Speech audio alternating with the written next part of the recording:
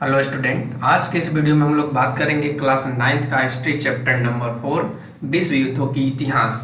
इसमें हम लोग प्रथम विश्व युद्ध के बारे में फुल एक्सप्लेनेशन के साथ देखेंगे और हर एक पॉइंट को नोट करते हुए चलेंगे ताकि हम जब आंसर क्वेश्चन करें तो वहाँ हम लोगों को कोई दिक्कत ना हो, वहाँ आसानी से हम लोग अपने उत्तर और जो भी ऑब्जेक्टिव प्रश्न है और सब्जेक्टिव और साथ में लघु उत्तरीय प्रश्न उसको अच्छे से कर सकें। तो आज का यह जो वीडियो है वो फुल एक्सप्लेनेशन के साथ हिस्ट्री का हम लोग देखने वाले हैं। तो यदि चैनल पे नए हो तो चैनल को तो वही काम करना है, सब्सक्राइब कर लेना है ताकि जब फिर वीडियो अपलोड करें तो आसानी से आपके पास आसानी से पहुंच जाए। तो चलिए आज के इस वीडियो में हम लोग देखते हैं विश्व युद्धों की इतिहास। विश्व युद्ध क्यों हुए, क्या इनके कारण रहे थे, कौन कौन सी घटनाएं घटी थी जिसके कारण विश्व युद्ध होने पड़े थे।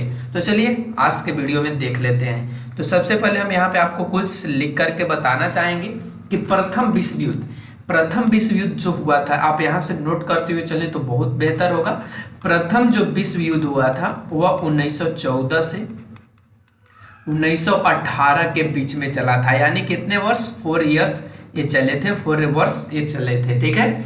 और इस युद्ध का कारण निम्नलिखित है। आप पहले इस कारण को समझ ले, उसके बाद चैप्टर पे हम लोग चलेंगे। इस युद्ध का जो पहला कारण था कि ये समाज जो साम्राज्यवाद था, जो साम्राज्यवादी प्रतिस्पर्धा था, ठीक है ना, समाजवादी प्रतिस्पर्धा यहाँ पे देखने को मिलेगा। और इसमें आप देखेंगे कि क्यों आखिर 1914 से 1918 के बीच में क्या ऐसा साम्राज्यवादी प्रतिस्पर्धा रहा कि विश्व युद्ध होने के कगार पर पहुंचा। सेकंड इसका कारण है, सेकंड यहाँ पे होने का कारण है उग्र राष्ट्रवाद। और राष्ट्रवाद का मतलब तो आप लोग समझते हैं कि राष्ट्रवाद एक ऐसा भावना है जो लोगों के बीच में रहने वाले, जो आपस में रहने वाले जो लोग हैं उनके बीच एकता का भावना को जागृत करता, उसको हम लोग क्या कहते हैं, राष्ट्रवाद कहते हैं। और थर्ड में यहाँ पे आपको देखने को मिलेगा सैन्यवाद। क्या देखने को मिलेगा, सैन्यवाद कहने का मतलब सैनिक से रिलेटेड है, सैन्यवाद। ये सभी कारण थे प्रथम विश्व युद्ध होने का, ठीक है ना। उसके बाद नंबर 4 पे पहुंचेंगे तो इसमें आप देखेंगे कि गुटों का निर्माण होने लगा था। यानी अब यहाँ पे आगे इस वीडियो में हम लोग बात करेंगे कि जो सैनिक भी थे ये भी अपना गुट निर्माण कर रहे थे। तो आप जान रहे हो कि जिस देश का सैनिक अगर गुट निर्माण करे, गुट कहने का मतलब आपस में क्या कह सकते हैं, एक समूह का निर्माण करे, तो इस चीज को क्या उस देश में विश्व युद्ध या युद्ध जैसे कगार स्थिति उत्पन्न कर सकता है या नहीं, गारंटी बात है, कर सकता है। तो वही कारण था, गुट का यहाँ पे क्या हो रहा था, निर्माण हो रहा था। फिर उसके बाद हम लोग देखेंगे कि इसमें क्या क्या ऐसा घटनाक्रम रहे, घटनाक्रम इसमें देखेंगे। फिर उसके बाद 6 पॉइंट में हम लोग देखेंगे युद्ध की शुरुआत कौन से स्थिति में पहुंची और इसका शुरुआत होने का मेन रीजन क्या था, मेन कारण क्या था, तो इसको देखेंगे। फिर उसके बाद 7 पॉइंट में जो हम लोग देखेंगे वो युद्ध का अंत देखेंगे कि आखिर इस युद्ध का जब शुरुआत हुआ, कोई भी युद्ध की शुरुआत होती है तो उसका अंत कैसे होती है, और साथ में जब अंत होती है तो उसके साथ शांति संधियां होती है, शांति संधि किया जाता है ताकि युद्ध जब खत्म हो तो सभी आपस में शांति के माहौल में रह सके। उसके बाद 8 पॉइंट में हम लोग देखेंगे, इसी में एक आएगा वर्साय की संधि, ठीक है ना।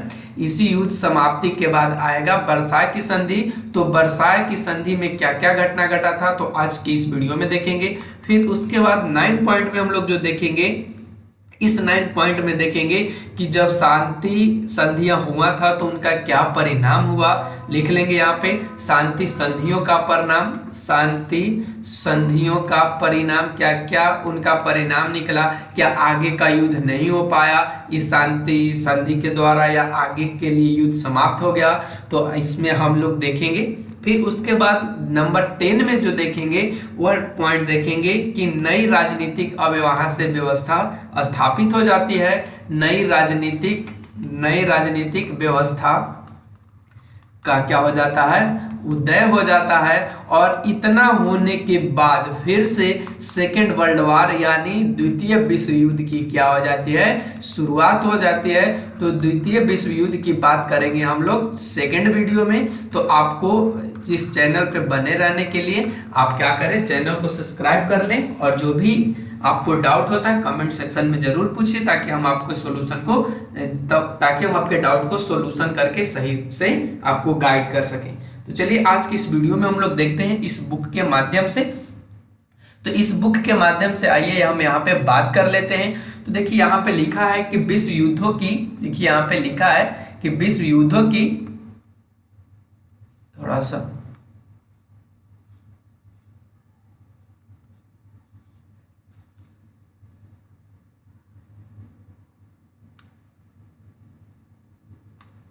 चलिए अब देख लेते हैं विश्व युद्धों की इतिहास। तो चलिए विश्व युद्धों की इतिहास, अभी हमने आपको बताया था कि फर्स्ट वर्ल्ड वार को देखेंगे। फर्स्ट वर्ल्ड वार में क्या क्या हुआ था। तो जो प्रथम विश्व युद्ध हुआ था वो 1914 से लेकर के 1918 के बीच हुआ था, ठीक है ना।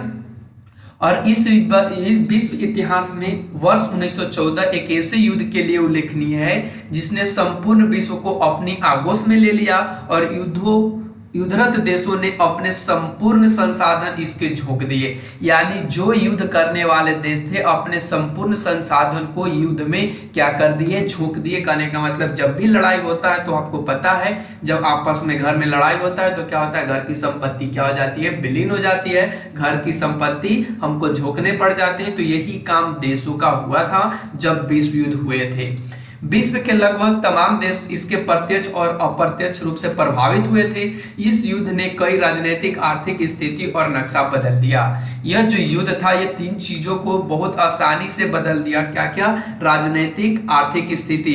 राजनीतिक कहने का मतलब राज्य का जो शासन व्यवस्था था उसको यह तबाह कर दिया। आर्थिक कहने का मतलब रुपया पैसा से रिलेटेड काम खराब कर दिया। और उसके बाद उसका जो सीमा है, नक्शा है, जैसे कह सकते हो अभी कहते हो ना कि इस तरीके से अपना भारत है, तो यही नक्शा को उसने चेंज करके मान लीजिए कि इस तरीके से कर दिया। तो इसी को कहा जाता है विश्व युद्ध के परिणाम, ठीक है ना। और इस युद्धों के कारण होने की बहुत से निम्नलिखित रूप से देखा जा सकता है। तो फर्स्ट हम लोग देखेंगे इसमें साम्राज्यवादी प्रतिस्पर्धा। तो आइए साम्राज्यवादी प्रतिस्पर्धा को किस तरीके से समझना है चलिए देख लेते हैं। कहता है कि औद्योगिक क्रांति के बाद से ही बाजारों के विस्तार के लिए उपनिवेशों के निर्माण का ही प्रक्रिया शुरू हो गई थी। ऐसे में पूर्व के साम्राज्यवादी आधिपत्य को चुनौती दिए बिना नए औपनिवेशिक क्षेत्र का निर्माण संभव नहीं था। चलिए समझते हैं। देखिए यहाँ पे सबसे पहले औद्योगिक क्रांति। औद्योगिक क्रांति कहने का मतलब उद्योग से क्रांति, और यह उपनिवेशों के निर्माण की प्रक्रिया। जब उद्योग में क्रांति आएगा तो जो उपनिवेश देश थे उनको क्या हो गया, उनकी प्रक्रिया बढ़ने की प्रक्रिया क्या हो गया और तेज हो गई। और इसलिए साम्राज्यवादी जो आधिपत्य था उसको चुनौती दिए जाने के लिए क्या होना चाहिए था, औपनिवेशिक क्षेत्र का निर्माण संभव नहीं था, ठीक है ना। दौड़ में आप देख सकते हैं कि इसी दौड़ में जर्मनी, इटली, देखिए यहाँ से इस दौर में जर्मनी और इटली का प्रवेश बहुत बाद में हुआ और इस कारण उन्हें कम ही उपनिवेश हाथ लगे, ठीक है ना। कम उपनिवेश क्या लगे, हाथ लगे। लेकिन उनकी साम्राज्यवादी लिप्सा रुकने का नाम नहीं ले रही थी और 1914 ईस्वी तक जर्मनी औद्योगिक क्षेत्र में काफी प्रगति कर चुका था। यानी कौन से सदी तक या कौन से समय तक, तो 1914, नोटेड पॉइंट।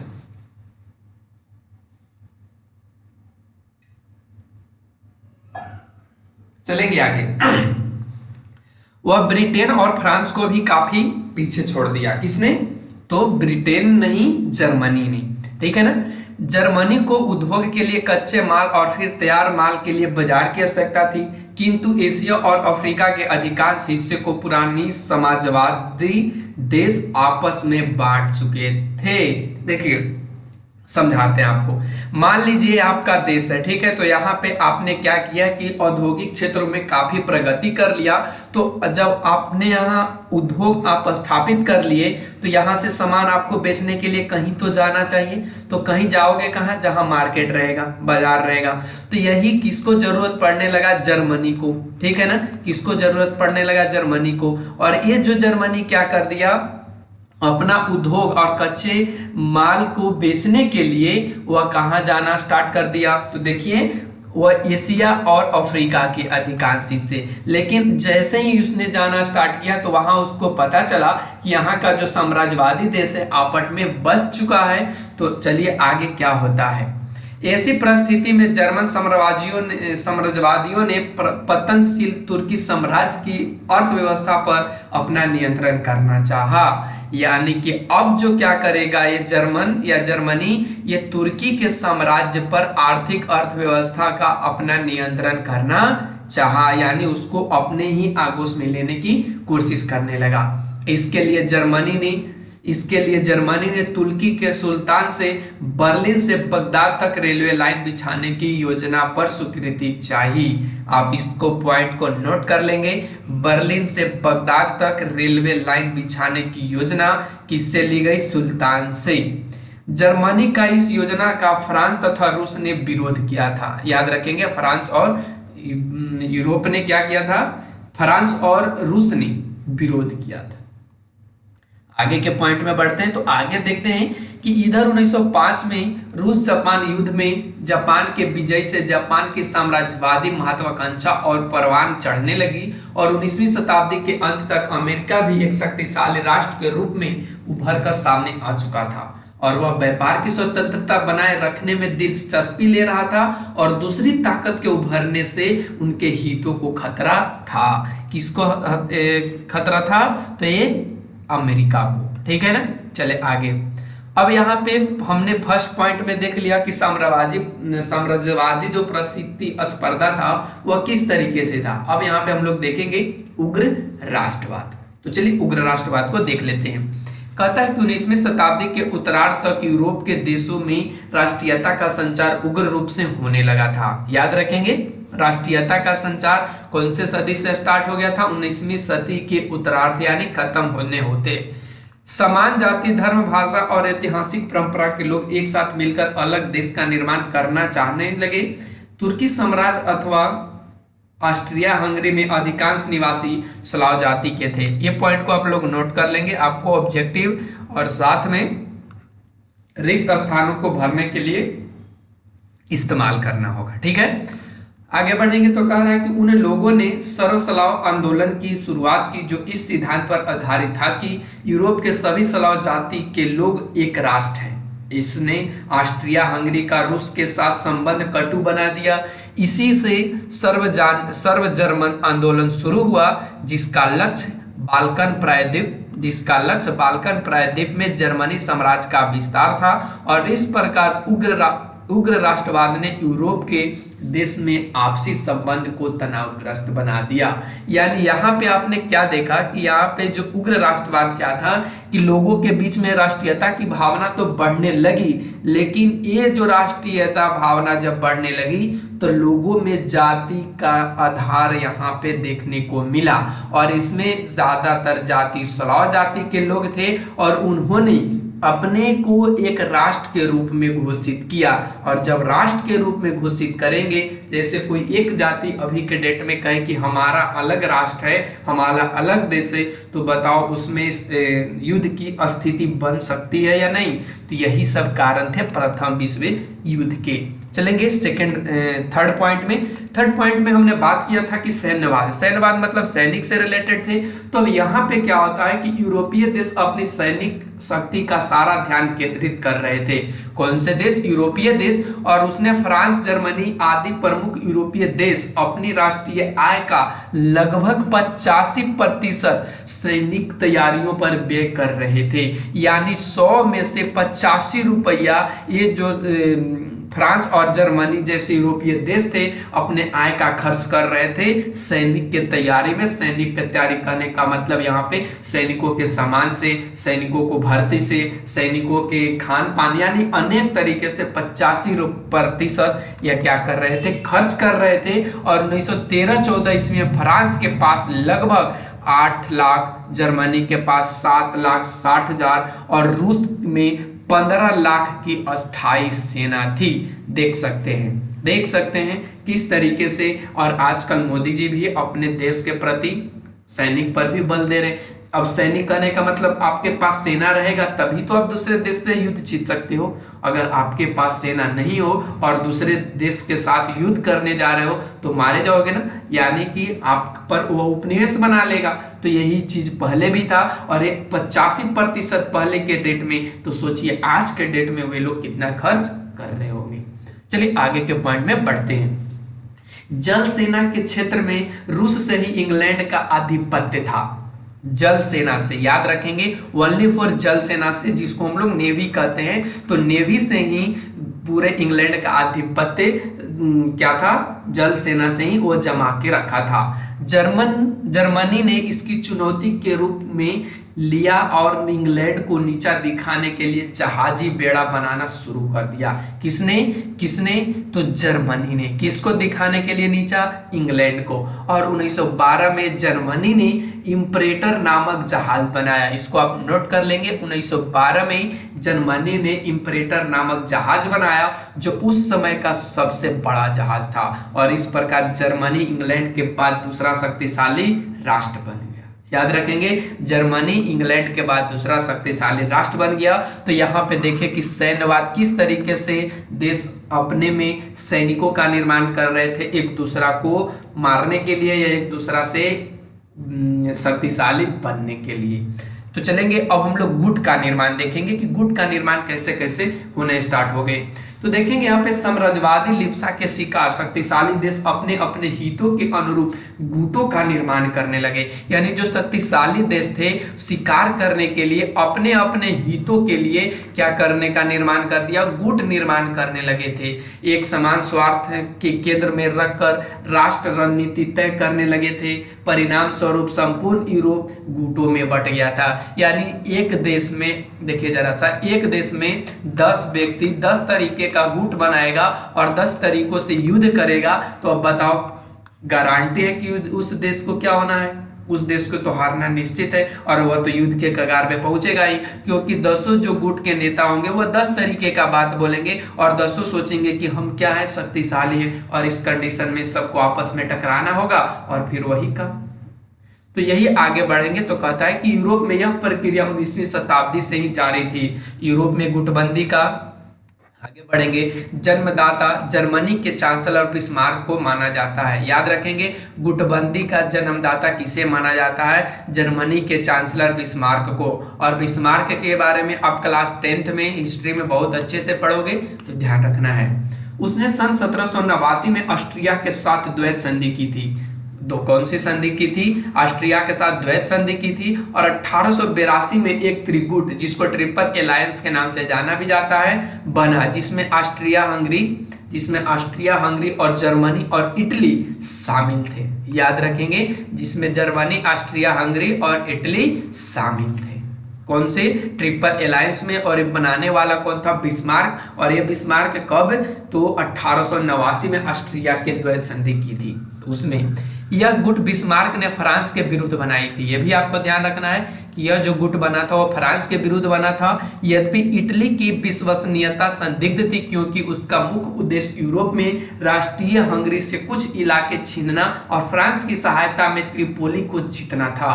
इस त्रिगुट के विरोध में फ्रांस, रूस और ब्रिटेन ने 1907 ईस्वी में एक त्रिदेशीय संधि यानी ट्रिपल एतायत बनाई थी। यह समान हितों और समझदारी पर आधारित ढीला ढाला गठजोड़ था। इन दोनों गुटों की उपस्थिति ने युद्ध की भयावहता को तय कर दिया। देखिए अब समझते हैं यहाँ पे क्या क्या फैक्ट्स आए। यहाँ पे हमने देखा कि गुट का निर्माण 19वीं सदी से ही चला आ रहा था और गुटों के जन्मदाता किसको माना जा रहा है, बिस्मार्क को। बिस्मार्क ने यह जो गुटबंदी बनाई थी या गुट का जो नियम बनाया था वह जर्मनी के खिलाफ, उसने फ्रांस के विरुद्ध बनाया था, जर्मनी से फ्रांस के विरुद्ध। और यही चीज यहाँ जो फर्स्ट वर्ल्ड वार है उसमें देखने को मिला कि इसमें गुट का बनना बहुत ही विनाशकारी आगे साबित हुआ। तो चलेंगे आगे घटनाक्रम की ओर। तो घटनाक्रम में हम लोग देखेंगे कि 1914 में फ्रांस में हुए प्रथम विश्व युद्ध के पूर्व के वर्षों में इस तरह की घटनाएं घटित हो रही थी, जैसे मोरक्को का प्रश्न हो या बाल्कन प्रायद्वीप का मुद्दा हो। ये सभी युद्ध के निकट लाने का कार्य कर रहे थे। कौन कौन, मोरक्को, बाल्कन प्रायद्वीप का जो मुद्दा था, ये सभी युद्ध को नजदीक लाने का काम कर रहा था। और 1904 में आपसी समझौते के फलस्वरूप ब्रिटेन को मिस्र में उपनिवेश स्थापित करने की क्या मिल गई, छूट मिल गई। किसको, तो ब्रिटेन को। कहाँ में, तो मिस्र में क्या बनाने की, उपनिवेश बनाने की छूट मिल गई। और फ्रांस को मोरक्को प्राप्त हो गया। देखिए, ब्रिटेन को मिस्र प्राप्त हो गया और फ्रांस को मोरक्को प्राप्त हो गया, और इसने जर्मनी को बड़ा क्षोभ हुआ। जो यह काम हुआ था इसमें जर्मनी को बहुत बुरा लगा और कहा कि देख भैया, हमने तो युद्ध की शुरुआत करी थी और हमने युद्ध के बारे में सबको बताया भी था और गुटबंदी भी और अनेक तरह के काम भी किए, लेकिन तुम लोगों ने क्या किया कि हमें कुछ नहीं दिया।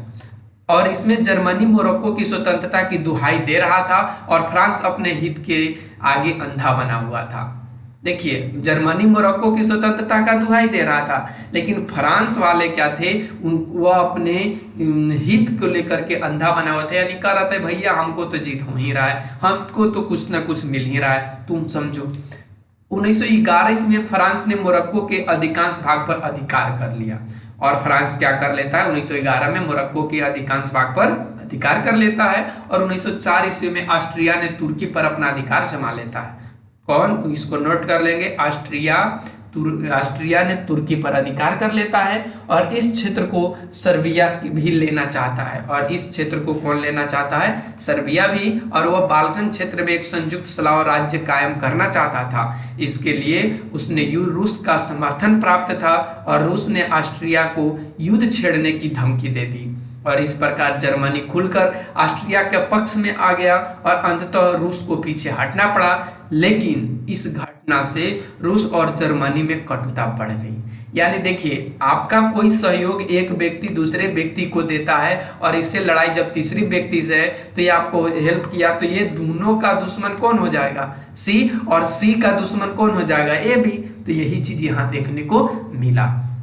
साथ ही जर्मनी फ्रांस के प्रति भी उतना ही विषाक्त था। जर्मनी का चांसलर बिस्मार्क फ्रांस को पंगु बना देना चाहता था और उसने फ्रांस के धनी देश अल्सास तथा लारेन पर अपना अधिकार कर लिया था। जर्मनी ने मोरक्को में भी फ्रांस का डटकर विरोध किया था। फलतः यह खाई बढ़ती जा रही थी और विश्व युद्ध को अपने नजदीक कर दिया।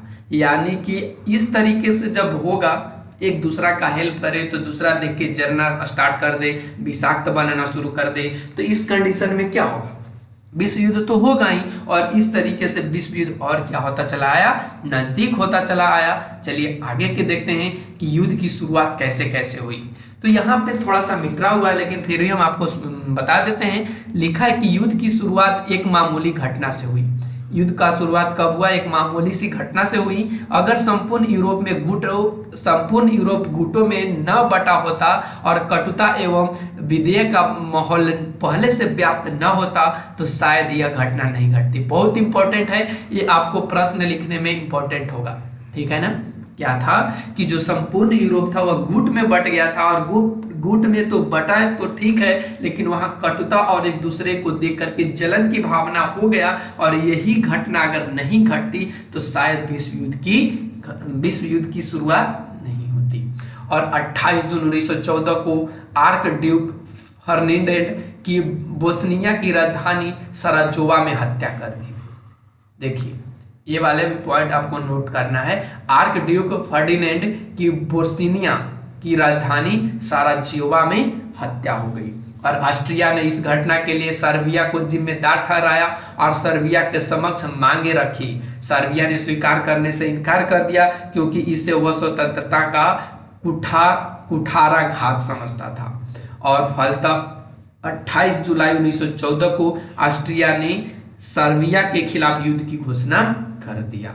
यानी जिस तरीके से आज आप सुन रहे हैं कि भारत पाकिस्तान में बहुत बार युद्ध हो रहा है और आज के डेट में जो कोरोना को लेकर के चाइना से सभी का जो एक दूसरे से क्या कह सकते हैं मतलब दुश्मनी या उनको लेकर के बात जो चल रहा है, ठीक उसी प्रकार से यहाँ पे देखने को मिला कि यहाँ पे ऑस्ट्रिया ने सर्बिया के खिलाफ क्या कर देता है, युद्ध कर देता है, युद्ध की घोषणा कर देता है। और युद्ध की घोषणा करने का कारण क्या है, वहाँ पे जो ड्यूक फर्डिनेंड को क्या कर दिया जाता है, हत्या कर दिया जाता है इसके कारण।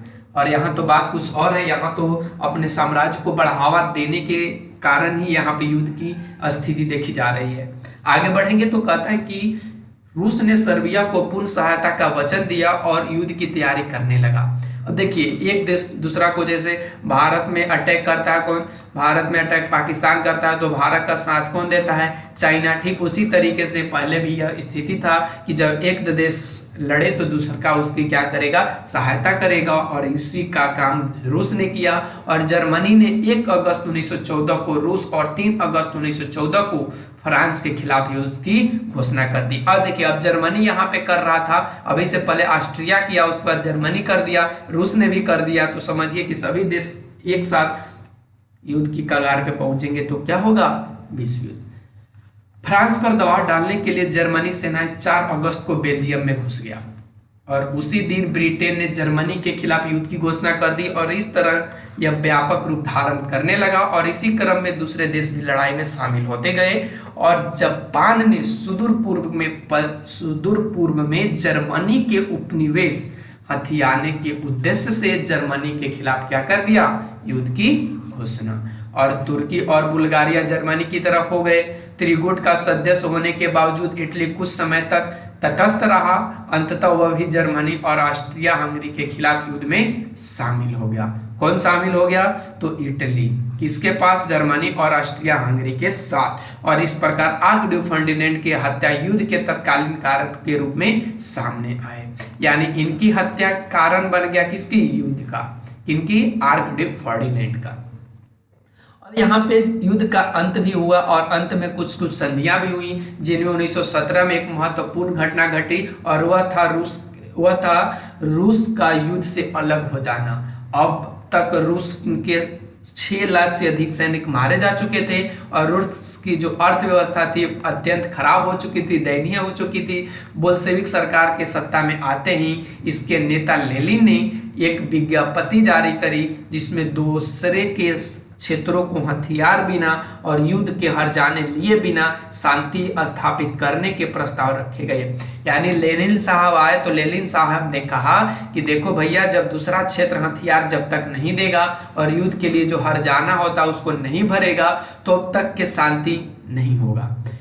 यद्यपि ये शर्तें और युद्ध से रूस का हटना उसकी अपनी आंतरिक अर्थव्यवस्था की अपरिहार्यता थी, लेकिन जर्मनी ने इसे रूस की कमजोरी माना और कुछ मुश्किल शर्त रूस के समक्ष रख दिया।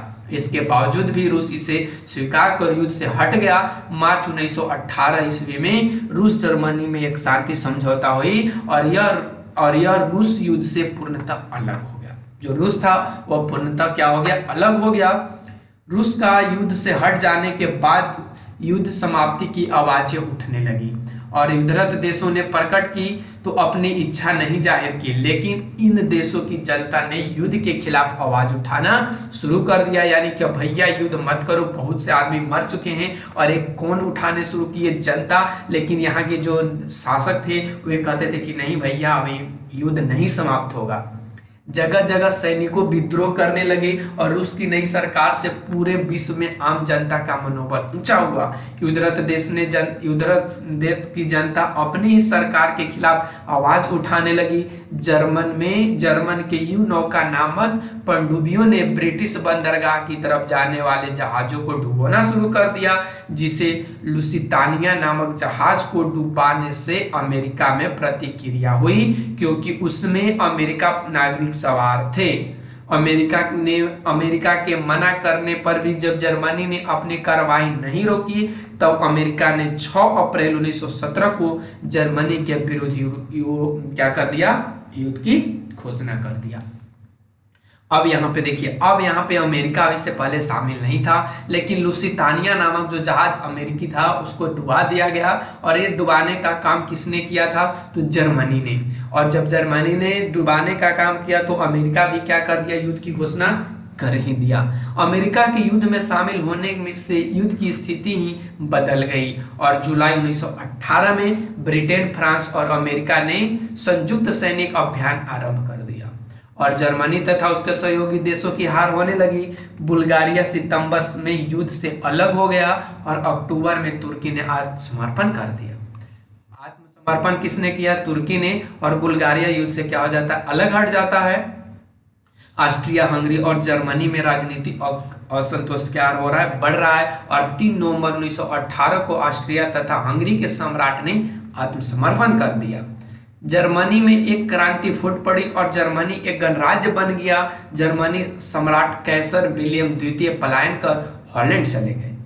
नई जर्मन सरकार ने 11 नवंबर 1918 को युद्ध का विराम संधि पर हस्ताक्षर कर दिया और इसी प्रकार युद्ध क्या हो जाता है, समाप्त हो जाता है। और ये समाप्त कहाँ होने की बात हो रहा है, तो 11 नवंबर 1918 को। ऐसे में अमेरिका के उस समय के जो राष्ट्रपति थे उनका नाम था वुडरो विल्सन। कौन था? Woodrow Wilson. और वुडरो विल्सन ने जनवरी 1918 में एक शांति का कार्यक्रम प्रस्तुत किया जो 14 सूत्रों के नाम से चर्चित हुआ। याद रखेंगे वो कितने सूत्रों के नाम से चर्चित हुआ? 14 सूत्रों के। इनमें राज्यों के बीच खुली बातचीत चलाना, जहाजरानी की स्वतंत्रता, हथियारों में कमी, बेल्जियम की स्वतंत्रता, फ्रांस को अल्सास लॉरेन की वापसी, यूरोप में स्वतंत्र राज्यों की स्थापना, सभी राज्यों की स्वतंत्रता की जमानत के लिए अंतरराष्ट्रीय संगठन की स्थापना जैसी बातें शामिल थी। ये सभी कहने वाले कौन थे? Woodrow Wilson. ठीक है ना? अब समझ में आ रहा होगा सभी को। अब यहां से देख रहे हैं कि इस प्रकार शांति संधि में विल्सन ने कुछ सूत्रों को शामिल किया था जिनमें आपको देखने को मिलेगा वर्साय की संधि। ठीक है ना? और वर्साय की संधि में क्या देखेंगे कि जनवरी और जून 1919 के बीच विजयी शक्तियों कहने का मतलब जो मित्र राष्ट्र बने हुए थे उनको एक सम्मेलन पेरिस के उपनगर वर्साय में और फिर पेरिस में हुआ। यानी बुलाया गया था वर्साय में लेकिन फिर उसे पेरिस में कर दिया गया। हालांकि इस सम्मेलन में 27 देश भाग ले रहे थे लेकिन 3 देश ब्रिटेन, फ्रांस और अमेरिका की निर्णायक भूमिका निभा रहे थे। यानी 27 को देश शामिल ले रहे थे लेकिन इनमें मतलब कह सकते हैं कि पावर किनके पास था? ब्रिटेन के पास, फ्रांस के पास और अमेरिका के पास।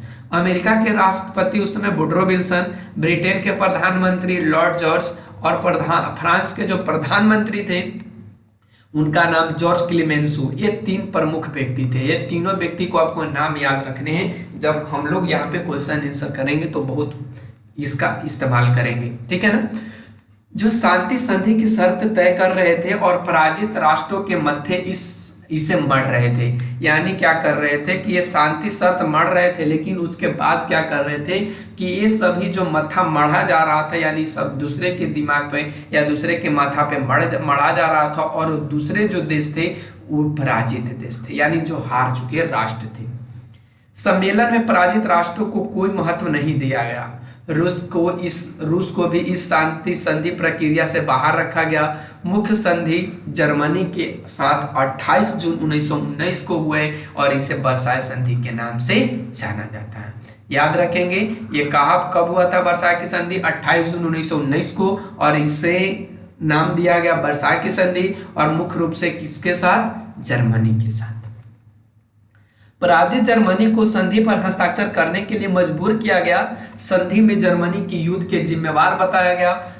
याद रखेंगे संधि में किसे युद्ध का जिम्मेदार बताया गया? तो जर्मनी को। और फ्रांस को अल्सास लॉरेन का क्षेत्र वापस दे दिया गया। जर्मनी की सारा क्षेत्र क्या हो गया? कोयला खदानों को 15 वर्षों के लिए फ्रांस को दे दिया गया। यानी जर्मनी को बहुत इसमें क्षति हुआ और इसी कारण सेकेंड वर्ल्ड वॉर भी होता है। आगे पढ़ेंगे। इसका प्रशासन राष्ट्र संघ के अधीन कर लिया गया। जर्मनी को अपने युद्ध पूर्व क्षेत्र का कुछ भाग डेनमार्क, बेल्जियम, पोलैंड और चेकोस्लोवाकिया को भी देना पड़ा।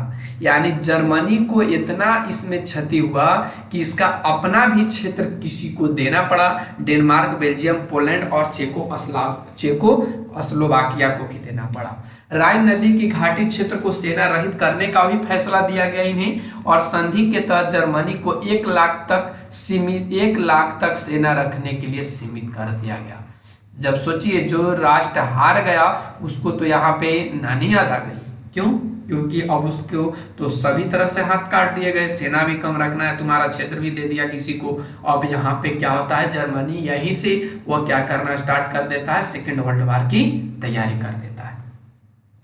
उसने वायुसेना और पनडुब्बियों रखने का अधिकार भी उससे छीन लिया गया। जर्मनी के सारे उपनिवेश विजित राष्ट्रों ने आपस में बांट लिए। टोगा और कैमरून को ब्रिटेन और फ्रांस ने आपस में बांट लिया। दक्षिण पश्चिम अफ्रीका और पूर्वी अफ्रीका में स्थित उपनिवेश जो थे ब्रिटेन, बेल्जियम, दक्षिण अफ्रीका और पुर्तगाल को भी दे दिए गए। प्रशांत क्षेत्र में स्थित उसके उपनिवेश तथा चीन में उसके सारे अधिकार जापान को दे दिए गए। युद्ध के दौरान चीन मित्र राष्ट्रों का सहयोगी था और पेरिस सम्मेलन में उसका प्रतिनिधि भी शामिल हुआ, परंतु जर्मनी के अधिकार या नियंत्रण करने वाले चीनी क्षेत्र चीन को नहीं लौटाए, बल्कि वे जापान को दे दिए गए। युद्ध में मित्र राष्ट्रों को ही हानि या एवं क्षति हुई थी उसका हर्जाना भी जर्मनी को भरना था और इसके लिए 6 अरब 10 करोड़ पाउंड की भारी रकम निश्चित किया गया। गारंटी है भाई, यह तो युद्ध होगा ही। अब बताओ, जो मतलब कमजोर है उसको और कमजोर बना रहे हो तो वो तो गुस्सा होगा ही। कहावत है कि राजा को उतना ही शासन करना चाहिए जितना तक उसकी प्रजा क्या हो, शासन को सहने की क्षमता रखता हो। अगर उससे ज्यादा आप शासन करोगे तो जनता में विद्रोह तो होगा ही, और यह विद्रोह करने वाला जर्मनी आगे उभर करके सेकेंड वर्ल्ड वार लेकर के आता है। द्वितीय विश्व युद्ध इसने स्टार्ट कर देता है। आगे बढ़ेंगे तो कहता है कि जर्मनी के सहयोगियों के साथ अलग से अलग संधियां की गई। ऑस्ट्रिया हंगरी को विभाजित कर दिया गया। ऑस्ट्रिया से कहा गया कि हंगरी चेकोस्लोवाकिया, यूगोस्लाविया और पोलैंड की स्वाधीनता को मान्यता दे दे, और उसने अपने ही क्षेत्र में इन देशों को और इटली को देने पड़े। बाल्कन क्षेत्र में अनेक परिवर्तन किए, अनेक राज्य बनाए गए और उनके बीच भूभागों का हस्तांतरण किया गया। बाल्टिक राज्य जो रूसी साम्राज्य के भाग थे स्वतंत्र घोषित कर दिए गए। तुर्की के साथ की गई संधि में तुर्की साम्राज्य को पूरी तरह से छिन्न भिन्न कर दिया गया। ब्रिटेन को फिलिस्तीन और मेसोपोटामिया इराक को दे दिए गए और फ्रांस की सीरिया से दे। यानी यहाँ पे कुल तरीके से देख रहे हैं कि जर्मनी का क्या हो रहा है, जर्मनी का तोड़ा जा रहा है। जर्मनी को इस तरीके से तोड़ दिया गया कि बेचारा वो फिर से जुटने की नाम नहीं ले रहा है। आगे के बढ़ेंगे तो कहता है कि इन शांति संधियों का एक प्रमुख अंग था राष्ट्र संघ, जिसको लीग ऑफ नेशंस का संविदा कहा जाता है। अमेरिका के राष्ट्रपति वुडरो विल्सन ने 14 सूत्री सिद्धांत में इसकी चर्चा की थी। इसके उद्देश्य थे कि शांति और सुरक्षा बनाए रखना, अंतर्राष्ट्रीय झगड़ों का शांतिपूर्ण निपटारा करना, सदस्य देशों को युद्ध का सहारा न लेने के लिए बाध्य करना। इसका एक महत्वपूर्ण प्रावधान प्रतिबंधों से संबंधित था। इसके अनुसार किसी भी आक्रमणकारी देश के खिलाफ आर्थिक और सैनिक कार्रवाई करना शामिल था। इसके प्रावधानों में सदस्य राष्ट्रों के श्रमिक की दशा और सामाजिक स्थिति को सुधारने के उपाय को भी शामिल कर दिया गया। अब यहाँ पे देखेंगे युद्ध और शांति संधियों का परिणाम। तो क्या देख रहे हैं कि प्रथम विश्व युद्ध का सबसे भयावह स्थिति था और इसकी व्यापकता और बर्बादी त्रासदीपूर्ण था। विभिन्न अनुमानों के अनुसार 45 करोड़ लोग इस विश्व युद्ध से प्रभावित हुए थे। नोट कर लेंगे, नोटेड पॉइंट। लड़ाई में या अन्यथा मरने वालों की संख्या 90 लाख बताई जाती है, जो युद्ध में भाग लेने वालों की संख्या का लगभग 7वां भाग है। लाखों लोग अपंग हो गए। हवाई हमलों, अकालों और महामारियों से भी भारी संख्या से असैनिक लोग मारे गए। विभिन्न देशों की राजनीतिक और आर्थिक व्यवस्था छिन्न भिन्न हो गई। इससे अनेक सामाजिक समस्याएं क्या हो जाती है, खड़ी। तो ये इनका परिणाम था। इस तरीके से अब यहाँ पे हम लोग बात करेंगे कि जब इस तरीके से हुआ तो यहाँ पे कोई राजनीतिक व्यवस्था का उदय हुआ जो नया हुआ। तो देख रहे हैं कि प्रथम विश्व युद्ध और इसके बाद संपन्न शांति संधियों ने अनेक देशों की राजनीतिक व्यवस्था में परिवर्तन कर दिया। कई राजतंत्र नष्ट हो गए, कई देशों में लोकतांत्रिक व्यवस्था का उदय हो गया। नई साम्राज्यवादी सरकार से विश्व जनमत रूबरू हुआ। 3 शासक वंश नष्ट हो गए थे, ये जिनमें रूस का रोमानोव शासन, जर्मनी का हेहेन-जोर्लन याद रखेंगे, ऑस्ट्रिया हंगरी में हैब्सबर्ग के शासक यहाँ पे समाप्त हो गए थे। युद्ध के कुछ समय बाद ही तुर्की के उस्मानिया वंश का भी क्या हो जाता है, शासन खत्म हो जाता है और ऑस्ट्रिया और हंगरी 2 अलग अलग स्वतंत्र राज्य बन जाते हैं। चेकोस्लोवाकिया और यूगोस्लाविया स्वतंत्र देशों के रूप में उभर जाते हैं। पोलैंड स्वतंत्र देश के रूप में भी सामने आता है। तो ये सभी यानी का जब जो नया बन करके आएगा तो अपना तो राजनीतिक व्यवस्था बनाएगा ही। और एक पॉइंट और है कि यूरोप का वर्चस्व समाप्त हो जाता है। संयुक्त राज्य अमेरिका विश्व शक्ति बनकर उभरा और वह सैनिक और आर्थिक दृष्टि से यूरोप को पीछे छोड़ दिया। कुछ ही समय बाद विश्व रंगमंच में सोवियत रूस भी विश्व शक्ति के रूप में सामने आया। एशिया और अफ्रीका के देशों में चल रहे स्वाधीनता आंदोलन को भी बल मिला। यानी यहाँ पे हम देखें कि प्रथम विश्व युद्ध में जो सबसे शक्तिशाली बना रहा वह यूएसए बना रहा, यूनाइटेड स्टेट ऑफ अमेरिका, संयुक्त राज्य अमेरिका, और बाकी का वर्चस्व समाप्त हो जाता है। यूरोप तो यहाँ पे पूरा पूरा समाप्त हो जाता है और यूरोप की श्रेष्ठता का दावा इस युद्ध में धूमिल हो गई, क्योंकि साम्राज्यवादी यूरोप सदैव इस प्रचार को हवा देता था कि यूरोपीय और यूरोपीय लोग श्रेष्ठ हैं। रूस जापान का 1905 का युद्ध और इससे रूस की पराजय से भी यह मिथक टूटा और साथ ही एशिया और अफ्रीका के देशों में स्वाधीनता का आंदोलन तीव्र हो गया। और जब एशिया और अफ्रीका में स्वाधीनता का आंदोलन तीव्र हो गया तो यहाँ से सेकेंड वर्ल्ड वार की शुरुआत हो गई। तो यहाँ से हमने देखा कि फर्स्ट वर्ल्ड वार के यानी प्रथम विश्व युद्ध की क्या क्या कारण रहे और कौन कौन से घटना रहा, तो हमने यहाँ पे समझने की कोशिश किया। तो कैसा लगा आज का क्लास जरूर कमेंट करना।